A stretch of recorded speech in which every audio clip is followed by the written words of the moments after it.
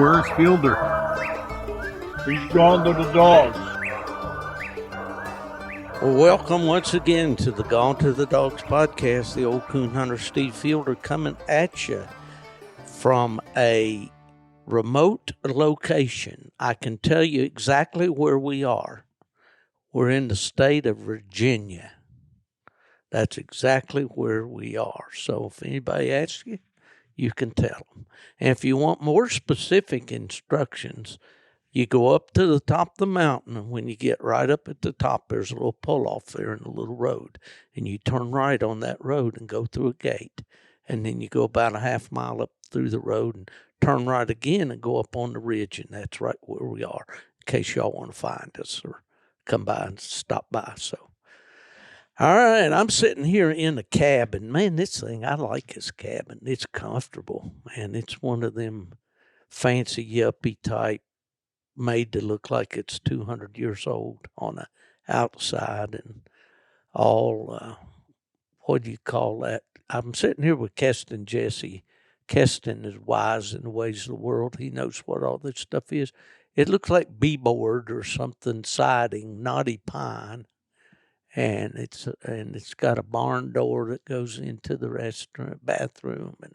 But it's a semi-remote deal. It's off the grid, all solar, and kind of gave Miss Ella a start when I sent her a picture, and there was a outhouse out there.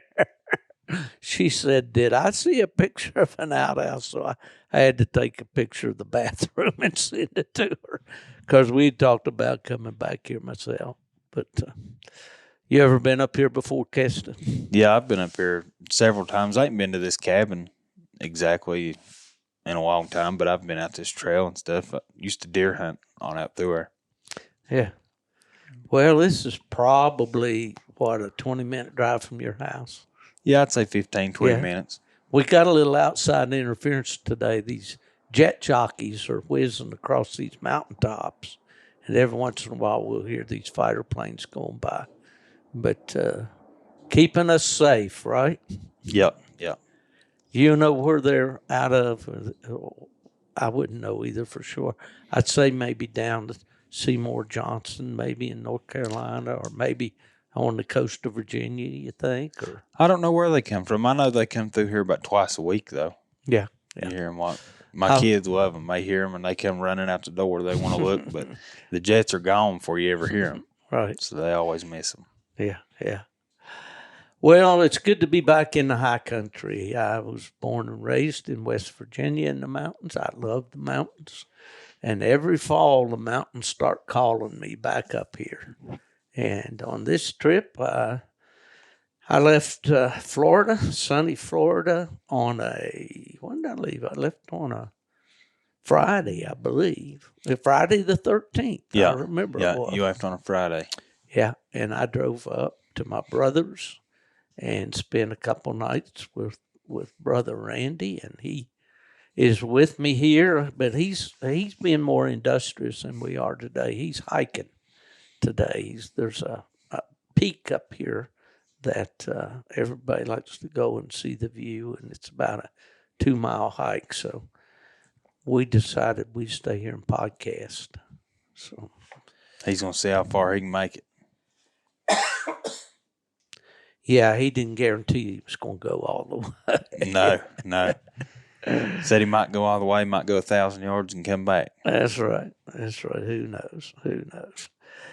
Well, I tell you what, I am just totally kicked back, enjoying it. We started the Virginia raccoon season, came in on Sunday, which would have been, the 15th? Mm-hmm. Yeah, the 15th. 15th of October.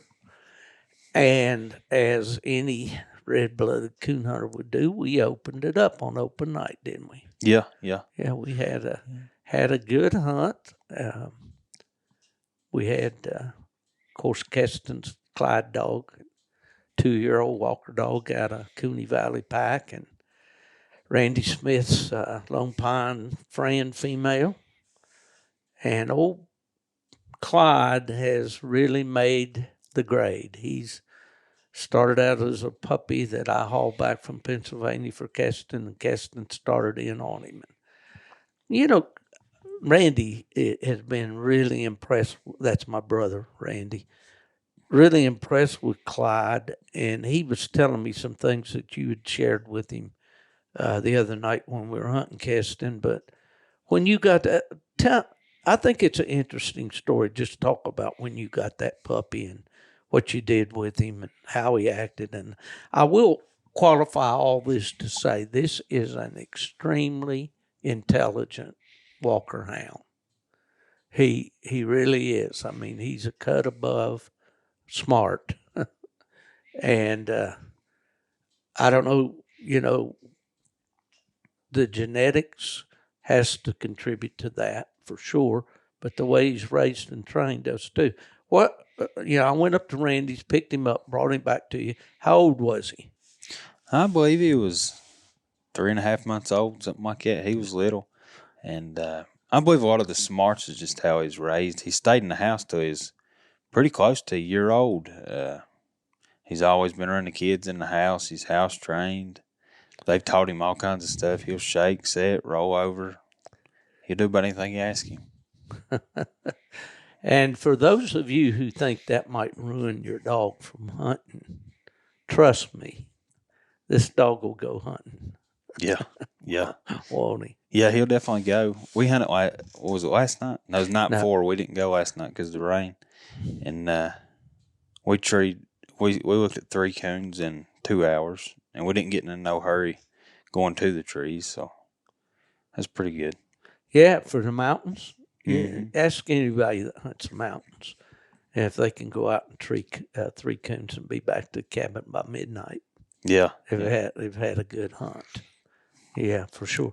So Randy was telling me about him being housebroken and all. He'll go to the door and let you know when he.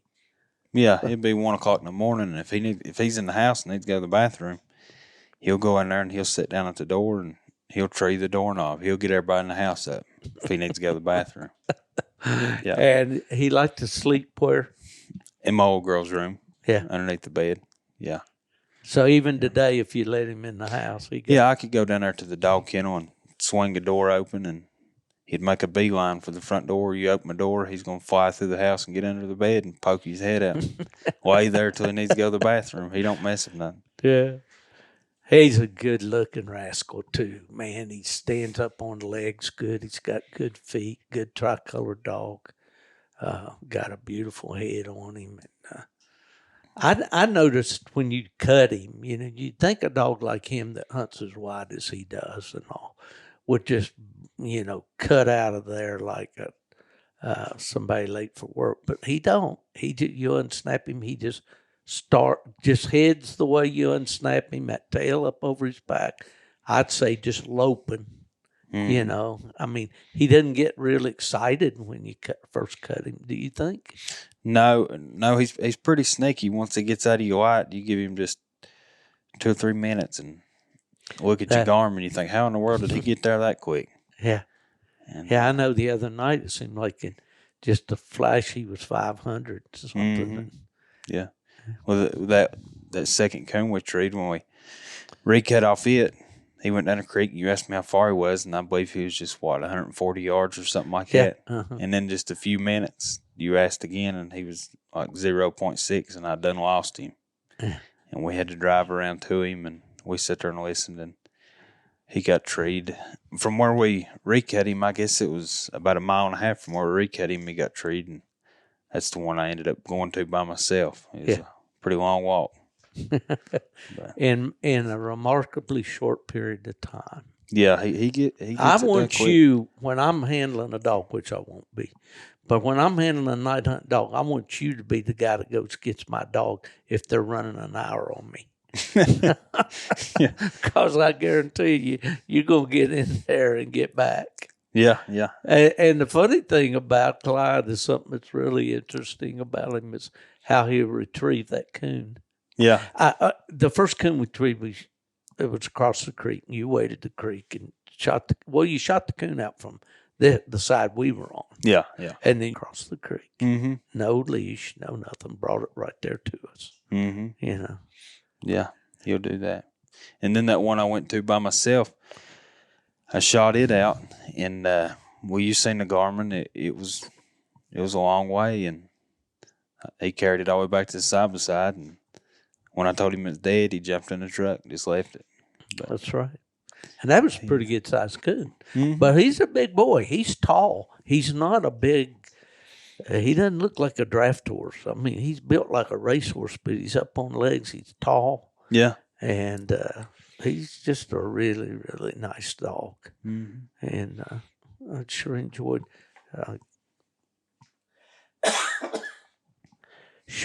getting out there with him on Sunday night. And then last night we decided we were going to cook supper here at the the cabin. And so you brought us some fresh pork chops.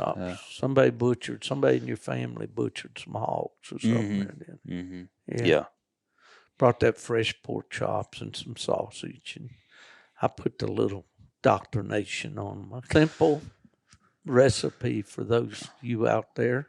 This won't cost you anything. I'll pass it along to you. If you like grilled pork chops, done on a gas grill or charcoal, probably be better. Well, I did these on a gas grill. Mix up a rub of 1 part seasoned salt, like that Lowry's seasoned salt, and 3 parts brown sugar. That's all you got to do. Mix those 2 items together, and then just sprinkle that on your meat, on your chops. And another secret that I don't know that's a secret, but that I always like to do when I'm doing chicken or pork like that, is I use a drip pan underneath, and I cook them kind of indirect heat. The flame doesn't go right to the meat. It goes to that pan, kind of absorbs that, and they're on the rack up above that pan. And therefore you don't burn them. It's pork chops is something you can overcook fairly easy if you don't watch it. Mm-hmm. But that's going to be it for the Gone to the Dogs cooking show for more tips. But they were pretty good. Old brother made some fried taters and onions and some Kentucky Wonder green beans. And he cheated on them. They came in a nice big can. But no, we had a good meal here last night. And that's always part of hunting for me, is getting to eat, That absolutely is the key.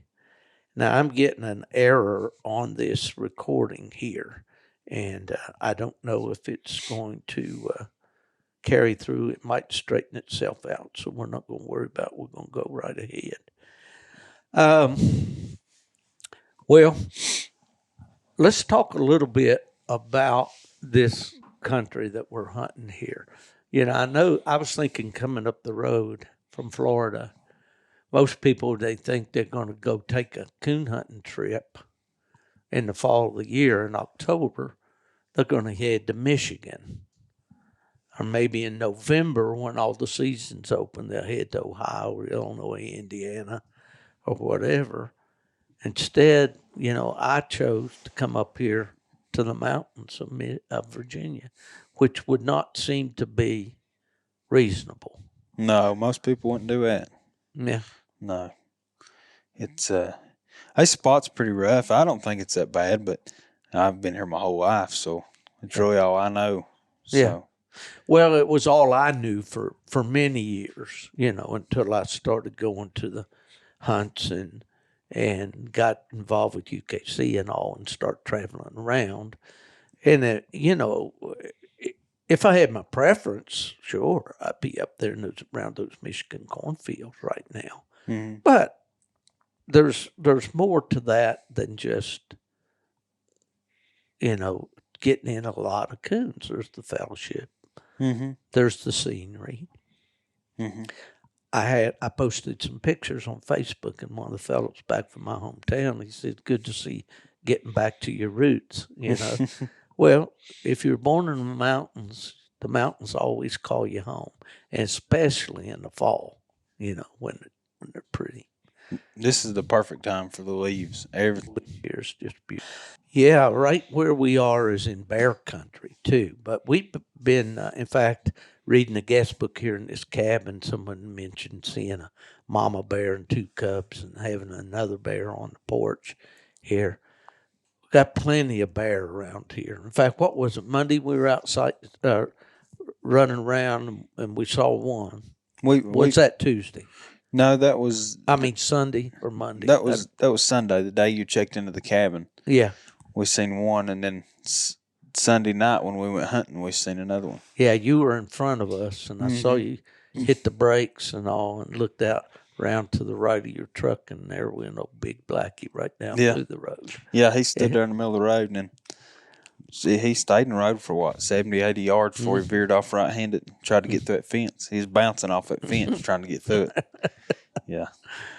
Yeah, so black bears are a lot different than grizzly bears. You don't worry about black bears attacking you and all.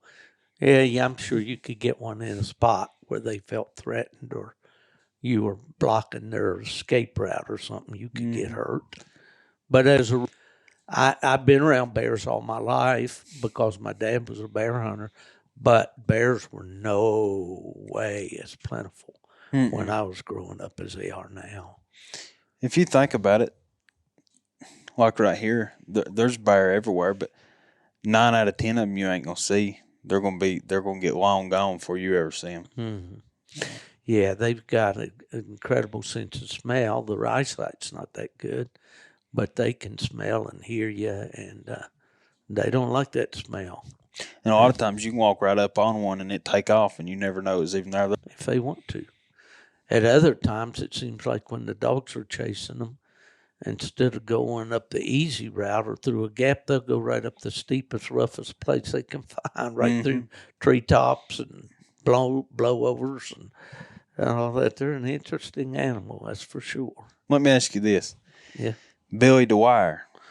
Our old buddy, our old I don't know if he's a Cajun or not, but he lives down there in Cajun country. He's wanting to come down here and hunt, and he's asked me several times. He worries about the bear. I believe he's a little scared of him. I'd be more scared of what he's got. Well, yeah, snakes. And alligators. Yeah. An alligator would scare me a lot more than a bear.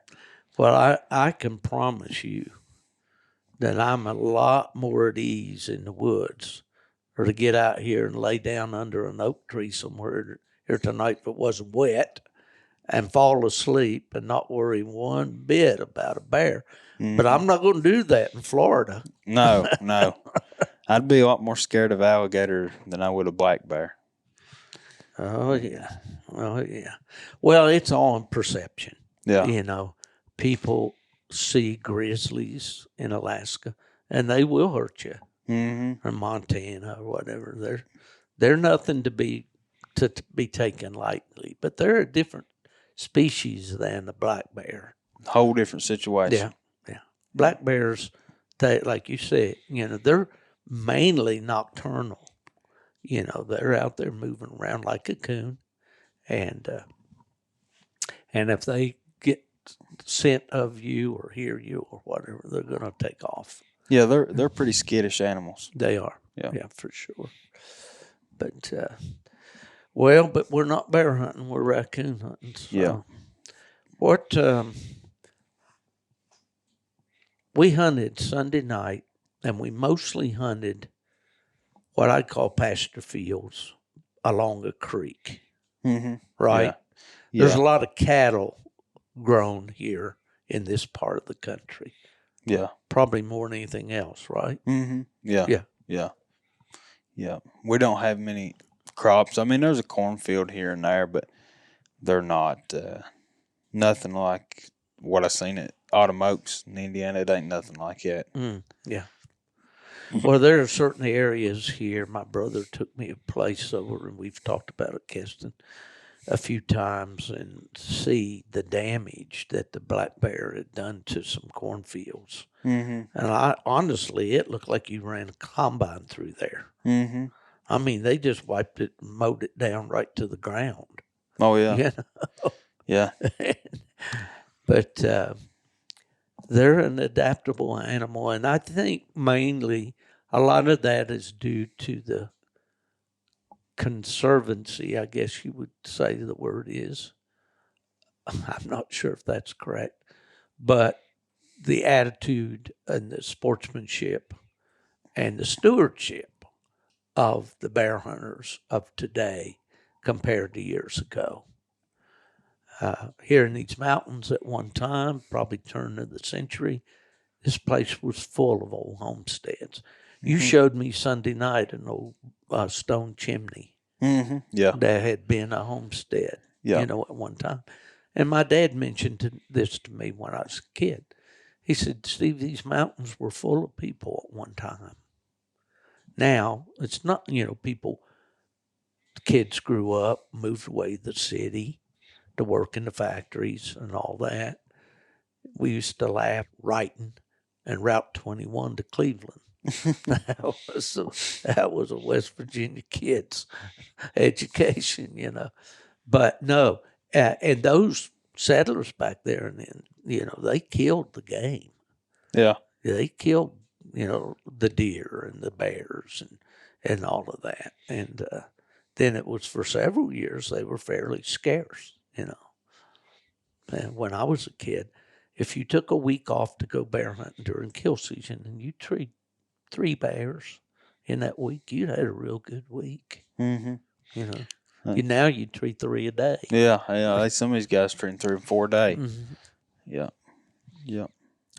But it's nice to see the bears, and this is a big country. It's a beautiful country. I don't know how many of my listeners have traveled to the state of Virginia, but from the coast to the mountains, I think it's one of the most beautiful states in the Union.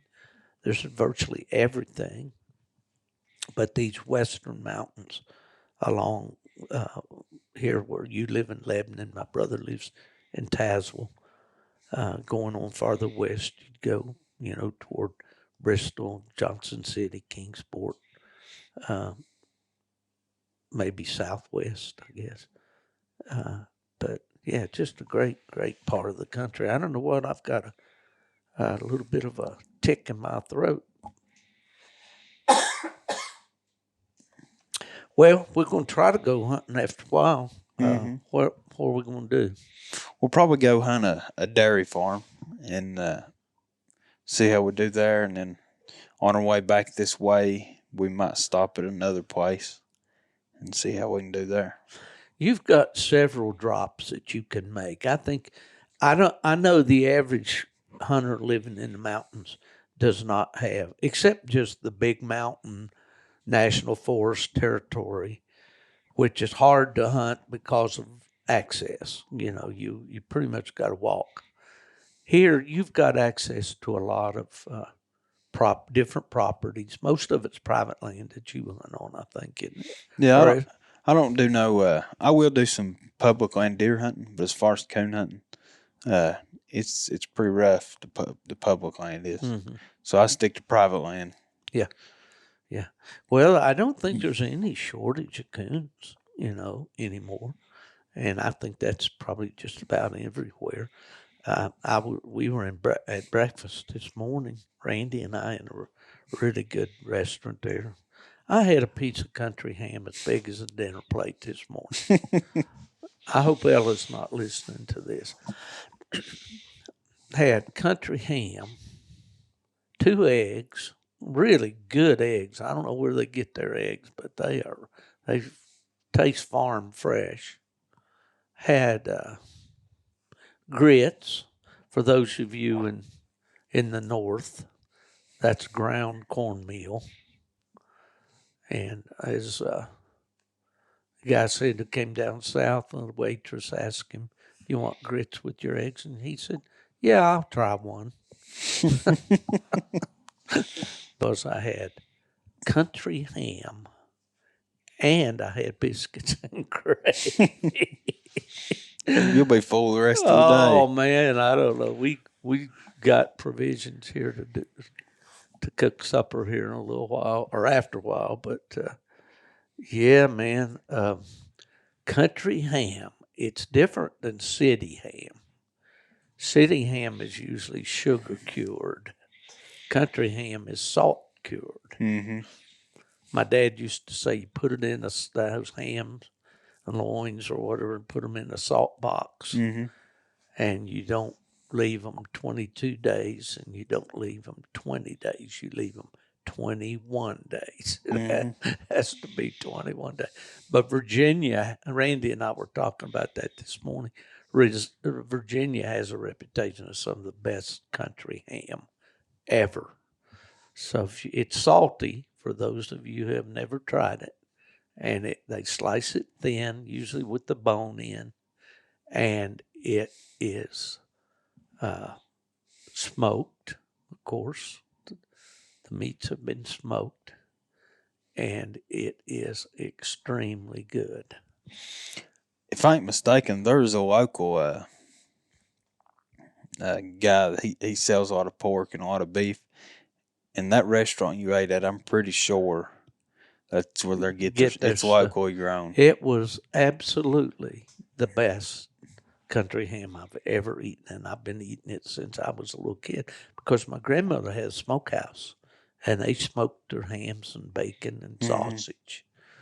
And I love hickory smoked country sausage. That's another one of my weaknesses. I don't talk about those things when I go to the cardiologist. Yeah, I'd say you better not. Oh, man. But that's living. This is why I enjoy so much getting out, visiting with you, Keston. And when I leave here in a couple of days, I'm headed to Pennsylvania, and I'll be up there hunting with Randy Smith. And who knows where from there. But it's just, life's good for me, right? Hunt with some of my friends. And that Florida hunting is so aggravating, although it is getting into the better time of the year down there to hunt. Mm-hmm. And but when you coming down to Florida and hunt with me? Whenever is there a time of year where there ain't no snakes? That'll be the time of year I'm there. If there's a time of year for it. The winter time, yeah, we don't worry about snakes in the winter time. No snakes, no alligators. That's the things I can't. No snakes and no alligators. That's the. I'm going to say something off the wall here right now. Something just came to me. Our buddies down here in South Carolina have been talking about wanting to come up and hunt with you, Daniel and Ryan and Dustin, the Coon Hunting Confidential boys. And I saw a post on there that Daniel made. It's kind of acting like he was wanting to quit, that he was kind of podcasting, And then, of course, a lot of people were encouraging him not to. Have you talked to them lately? No, I ain't talked to them since Autumn Oaks. I've invited them up several times. They talk like they'd enjoy coming up. We ought to all get together and spend a week up here hunting. Yeah, it'd be fun. And like you mentioned, Billy Dwyer wanting to come up from Louisiana. But, this, I couldn't within a clear conscience tell people to drive a long way to come to this part of the country to coon hunt if you're wanting to tree a lot of coons in a short period of time and have real easy hunting. Yeah, that's not here, is it? No, it's not. And if you gotta have a dog that when you unsnap him, he ain't coming back till he gets treed. I mean, you might turn loose and get lucky and get struck within 200 yards and treed pretty quick, but 9 times out of 10 they get pretty deep before they get treed. The coons here are in pockets. Some places they ain't very many, and some places there's quite a few. Yeah, and I think the dairy farming and the row crops and all that are necessary, well, corn, for instance, grain crops, and they chop a lot of the corn up into silage here. Yeah. And explain that a little bit. They chop it up into silage to feed cows, but there's not a whole lot of corn here. I mean, I got one place I can hunt that grows corn, and that's about it. But as far as coon numbers go, a good night, if you got a good dog, a good night, if you want to hunt from dark to daylight, you might tree 6 or 7. Mm-hmm. Is a really good night. Well, I'd say because you usually don't get out until after your kids are in bed, and then you're out there maybe 11 o'clock or something like that. You've treed 2 or 3 coons just about every time I talk to you. So if you went ahead and hunted the rest of the night, I'd say that'd probably be about right. I could tree 6 or 7 a night. But a big factor in that is you couldn't do that and walk hunt. You got to have some wheels.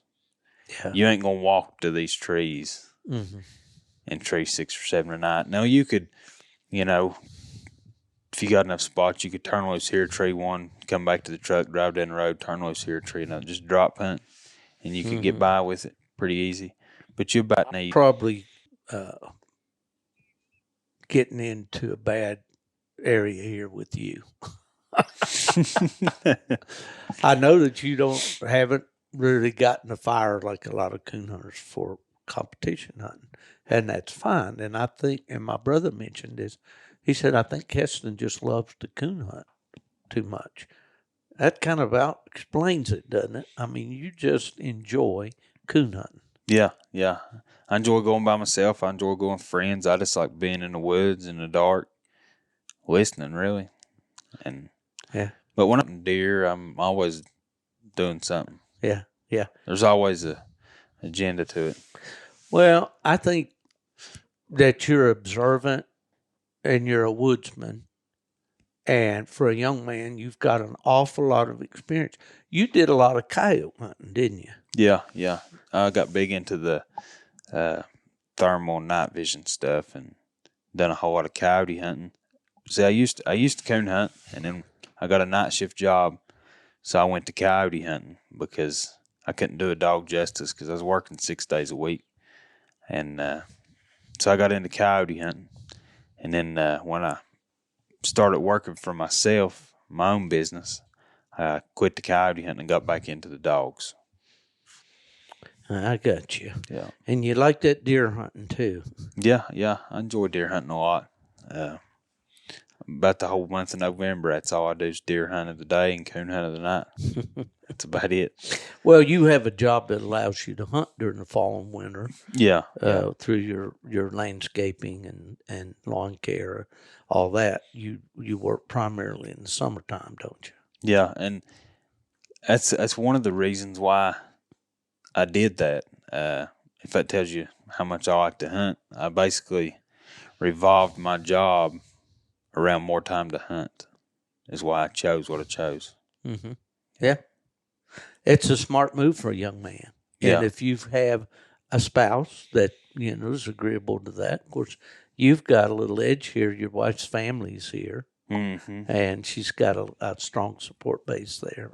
You got, I won't want to blow your head up, but you put family first. Yeah. You got it in perspective. Yeah. You got a beautiful family. Got a new baby here, a new boy, a coon hunter. Yeah. Hopefully. Well, see. Your older boy is what, 4 now? Yeah, and he'd go any night you let him. Yeah. I just, I take him sometimes, but some of these places I hunt's a little too rough for a 4-year-old. Yeah. I don't like to get him around water, rivers and creeks and stuff like that. Yeah. Well, that's wise, and that'll all come in time. Yeah. And he'll probably be your hunting buddy till he discovers girls somewhere. Oh, yeah. The line, Well, that's what I was and then hopefully you've instilled it far deep enough into him that once he goes through all that, then he'll want to hunt some more. Oh, yeah. Well, that's what I was telling you the other day. Back a few months ago, my oldest little girl, she's 8. Her name's Sailor. She wanted to go, and we went, and we cut Clyde loose at the bottom of this big mountain, and he got 0.8. He was about 150, 200 yards from the main top of that mountain. And it's the mountain we're sitting on right now, so you know sort of how rough it is. And she made it all the way to that tree with me, 8 years old, and climbed that whole mountain. Yeah. She's going to be tough like Daddy. Yeah. Let's brag on her a little bit. She does really good in school, doesn't she? Yeah, she's straight A's, loves to read, loves to draw, loves to write. She's pretty smart. Yeah, she is.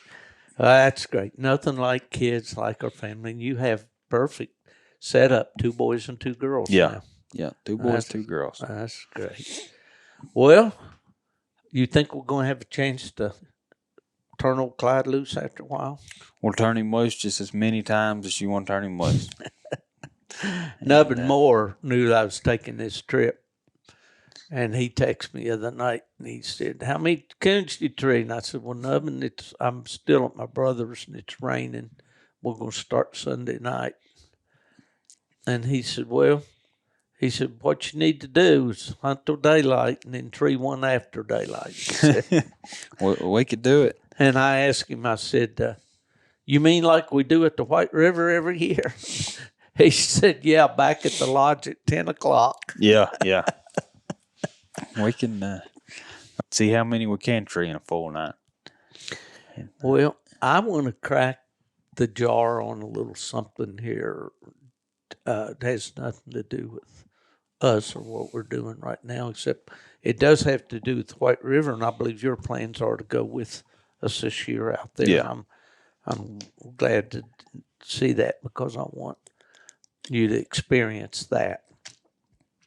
But Little Birdie told me the other day that there's some talk in the wildlife agencies out there. I'm not sure if it's mainly at the state level or at the federal level about changing the raccoon season in the White River National Wildlife Refuge, primarily in the South Unit. Now, the way that's set up out there, the refuge opens somewhere around the middle of November, around the 15th, but it's not always that date. And then the South, there's 2 units, North and South, and there's maps, and anybody that's been out there knows what I'm talking about. Timberline, it's a national wildlife refuge. Apparently, as we face all the time in coon hunting, opposition from deer hunters. Well, to add a twist to that, the National Wildlife Refuge out there is a mecca for duck hunters.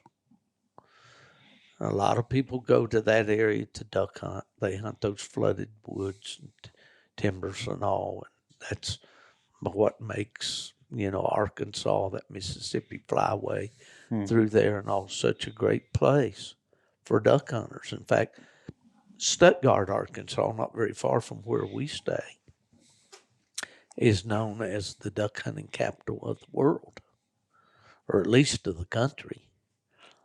So apparently some duck hunters have been complaining about the coon dogs flushing the ducks.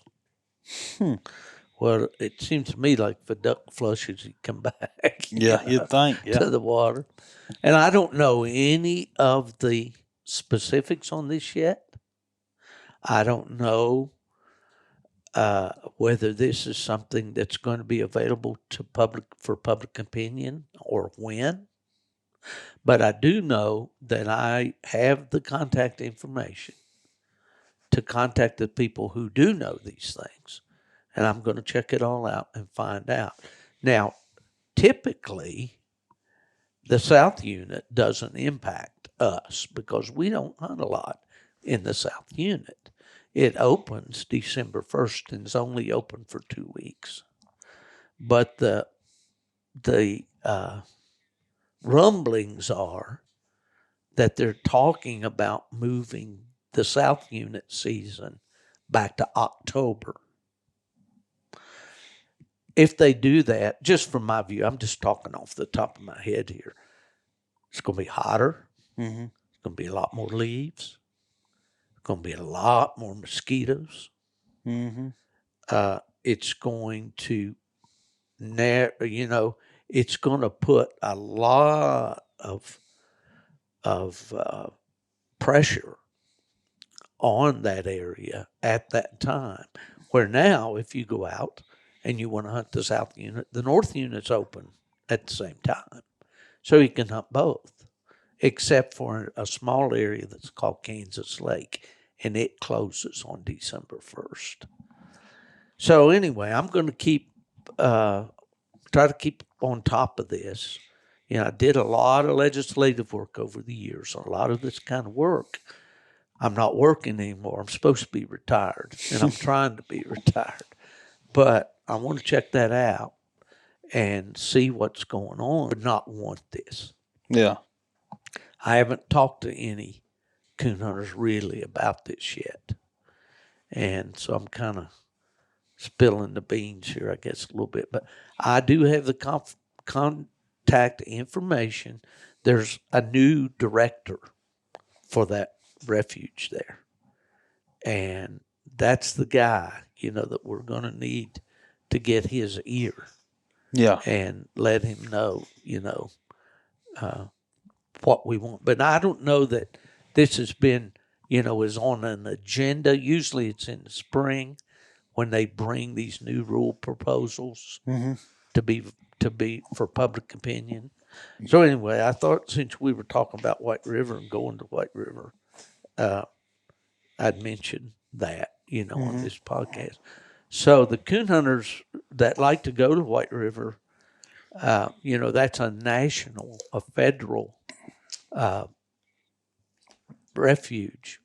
I would urge you to let's get our ducks in a row and let's find out exactly what they're proposing. But if they do propose these kind of rule changes that affect you personally and you're not in favor, your federal representatives, your congressmen are the kind of people that you really need to be contacting about this because they're the ones that pull the strings of those appointed directors and so forth. So anyway, that's the political desk for this episode of. Do you have any foredrawn conclusions about hunting out there? What do you think it's going to be like? I think it'll be fun. I don't really know what to expect. I don't know what it'll look like. Don't know. It's flat down that way, isn't it? As a tabletop. That's what I thought. There's a lot of water, you said, ain't there?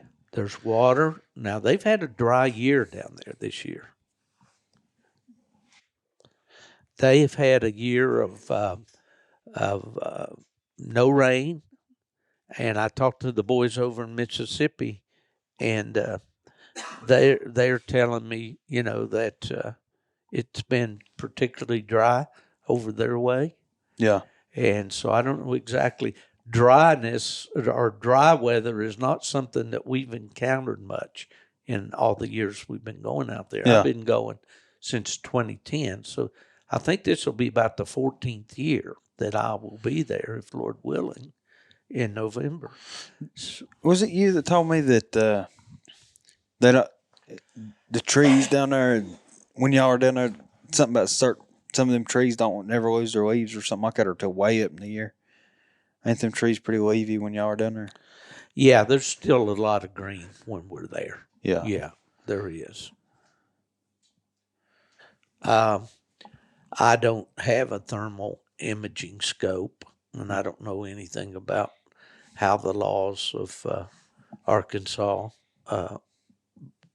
deal with that, whether they're legal or not. That's something I ought to check to be sure of. But at any rate, there's some huge trees down there. Huge.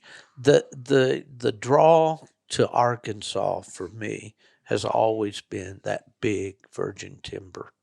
Yeah. Those enormous oak bottoms, and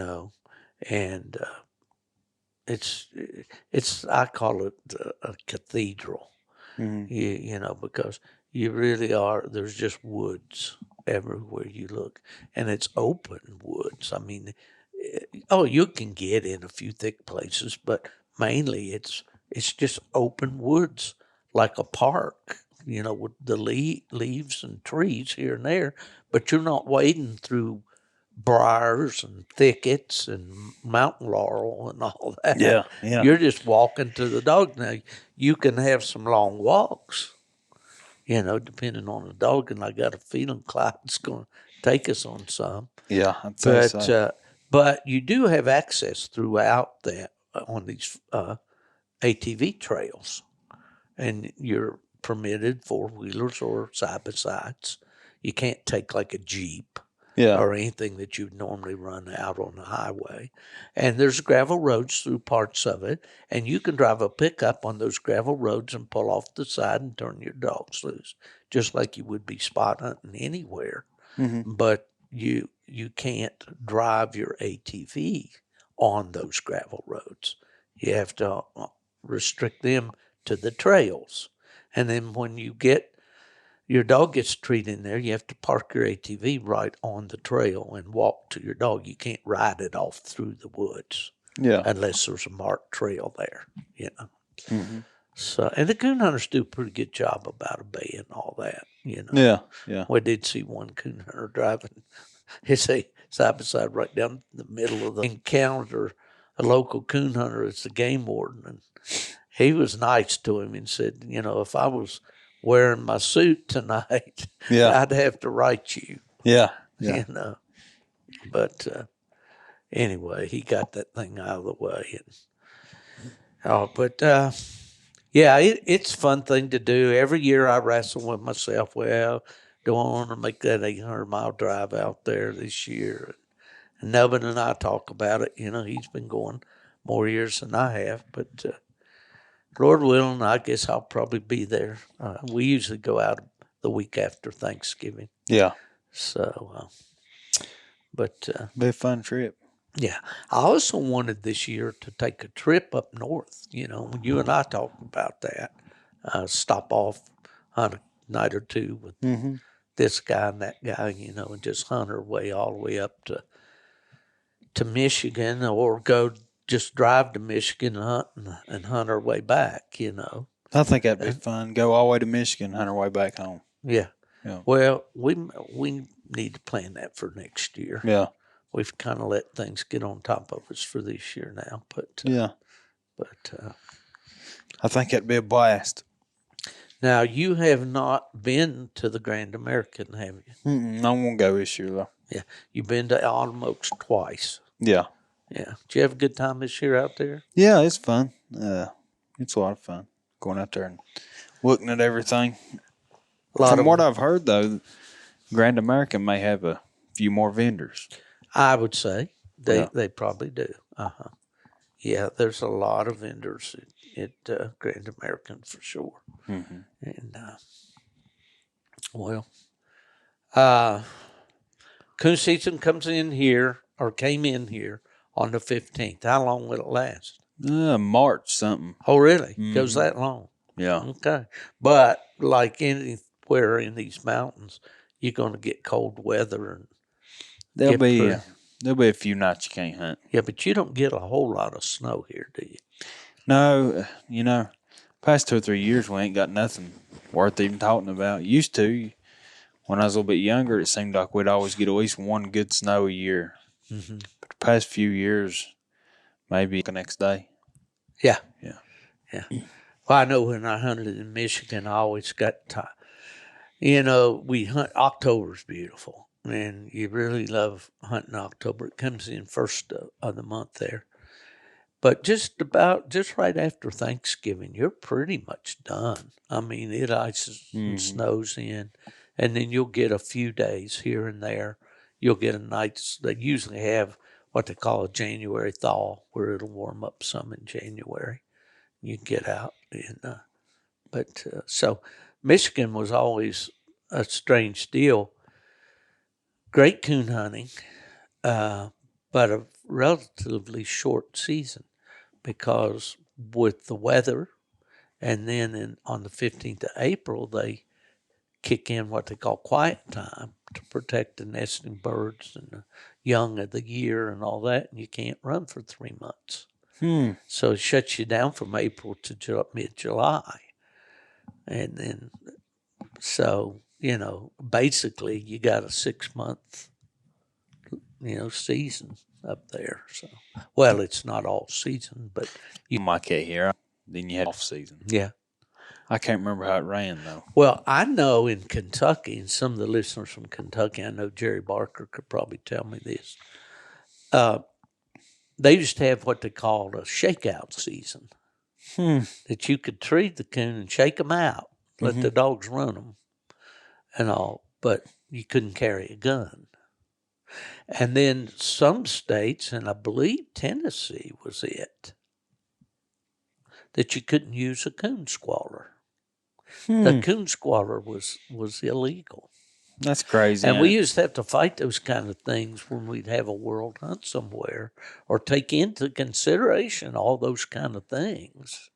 And I've heard here again, I probably shouldn't even comment on this because I don't know the specifics, but I've heard that because of deer hunting and all, that PKC is going to move their world hunt to a different time of year. So when these guys, when you think about these registries scheduling all these events, and I've been a little critical about, why would the UKC's World Hunt's been the same weekend for years and years since I was there. But now, like this year, the PKC World Hunt and their youth hunt and all, or the Super Stakes and their youth hunt was on the same weekend as UKC World Hunt. So, that's, to me, that's counterproductive especially for the coon hunter that's got to take vacation. And I'm not pretending that I'm running those registries or that I even know what's best for them. But back in the day, I don't think I would have scheduled my event on the same weekend as a major event, where other events, for instance, Autumn Oaks, the Labor Day Classic, got scheduled on the same weekend. Winter Classic in Georgia, Sunshine Jamboree in Thomasville, Georgia, got scheduled on the same weekend. Which I don't understand. Well, I know part of the reason is to draw that certain percentage of hunters that would come to your hunt, but rather go actually hunt for money. And so that was kind of the origin of all that. But I just think, and it's tough with only 52 weekends a year to schedule events, to come up with enough weekends, to do everything that you need to. But I see you looking at your watch there, and we've been at this almost an hour. Is it about time for you to go gather up the youngins? No, I don't got to leave here till about 3:30. Yeah. Something like that. Well, little brother must have decided to go clear to the top of the mountain. We might have to go get him, you reckon? He ain't back yet, is he? I don't know where he's went to. I sort of wondering that myself. He's been gone, about an hour and a half? He left at 1 o'clock. It's 2:27. Yeah, he'll have to come back, so. Well, we'll make him fix dinner. He won't want to go hunting tonight. He's going to wear himself out right here. Yeah, we may just have to put him in bed. Yeah. Well, it's been a good week. The weather has not cooperated with us really the way we wanted to. We didn't get the nice sunny days and cool, crisp, dry nights so far, but we still got 2 nights to hunt here. So I think we'll be all right tonight. Yeah. Tomorrow's supposed to be real clear. It was windy and raining. It was bad. Yeah, I took some videos. I don't know if I posted any, and you could see that rain, in the videos and all. I like to take. I brought my 35 millimeter video camera, and all that, digital video camera, and to do a lot of that stuff. But I haven't broke it out yet. I've just been using cell phone videos, but I always enjoy that. That's something I enjoy about going to the outdoors, is just recording the memories, and then I'll go back and play them back, If you could have the perfect coon dog to suit you in every way, what would it be? Are we even capable of knowing that? I don't know if I could even, I don't know. One that you knowed was going to tree coon every time you turned him loose. Was going to get gone, get treated every time you turn him loose. I like a red-headed. Describe clean. Yeah. You just laughed at me. Yeah. And then I upped it to $750, and I didn't even get a grunt. Yeah. I don't believe I could let him go that cheap, but I don't know. I guess that's about all you could ask for in a dog is know every time you unsnap him, he ain't got but one thing on his mind, that's treeing a coon. So I guess that's what I'd want. Yep. I believe that's what you got, in case you didn't notice. Well, I can't do a podcast here without thanking my friends Buddy Woodbury and Jason Doobie out at W Hunting Supply. Those guys do such a great job. I don't talk about them enough. There are two areas there that really impress me with that company. Number one is they do support so many different hunting organizations. There's an arrangement there, and I need to find out more about it so I can tell you, listeners, that if you'll identify the organization that you want to support, when you buy products for them and support them, they contribute to that organization. And people don't realize, he's on top of any of those situations involving hunting with hounds, especially out in the West where they are. But, just because they're out in Washington State, that mail runs quick. Yeah. You order something from W Supply, doesn't matter where you are, you're going to have it right away, as quick as if they were down the street. Yeah. And they do a great, great job. And the other thing is on their customer service. I mean, you can call up, talk to Jason. He'll walk you through your situations with your Garmin's or your tracking, recovery collars and all that kind of stuff. And they keep, on the cutting edge of all the latest things, the latest developments, latest in antennas, all this stuff, Mm-hmm. I mean, they really are customer-oriented. So I'm proud to be able to tell my listeners, if you need anything in the realm of hunting with hounds, whether it's apparel for yourself, whether it's supplies for your dogs, you want books to read, especially electronics, collars, leashes, all that stuff. WSupply.com.